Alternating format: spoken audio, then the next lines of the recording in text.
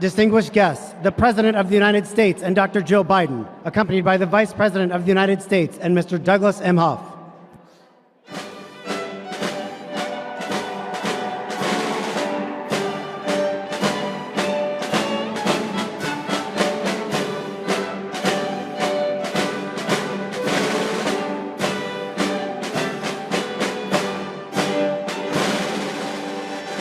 Thank you, Kamala. I appreciate that.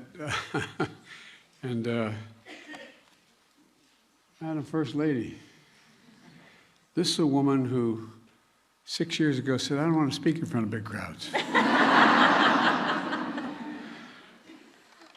Our outstanding Vice President, you've shattered so many barriers and did it mostly on your own. San Francisco, first woman district attorney, California's first woman attorney general. Doug, you've had such an incredible partner in this historic progress, and you've been one hell of a partner as well. I watched you.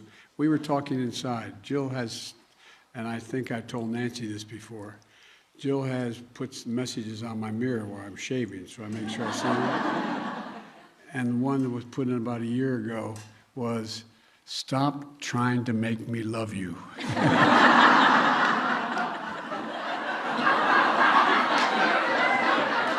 What the hell? I'm still trying like hell. We were really talking about that. I want to welcome over 30 members of the United States Congress, senators, and House members. Raise your hand. Thank you, thank you, thank you, thank you, thank you. You're changing the world.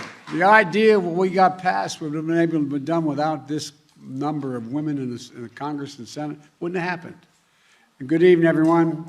As I've said earlier, I'm Jill Biden's husband. And I'm especially proud today to say that, and to mark Women's History Month. This is a time for celebrating extraordinary women who've made their mark in history, strengthened our nation. And like Jill, the First Lady, the first full-time lady, the First Lady who works full-time, in addition to being the First Lady, as a professor. She still teaches 15 credits, and as a community college. And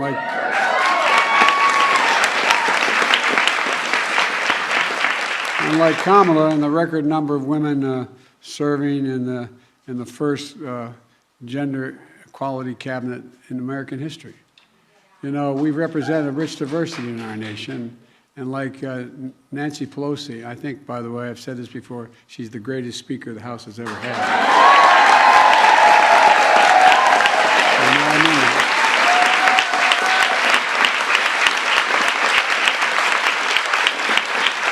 Well, I've made a commitment that when we got elected, that this administration was going to look like America. Look like America. Well, I really mean it, because it matters a lot to all the people who look like us, look like each of you. I've appointed more black women to the federal court and circuit courts than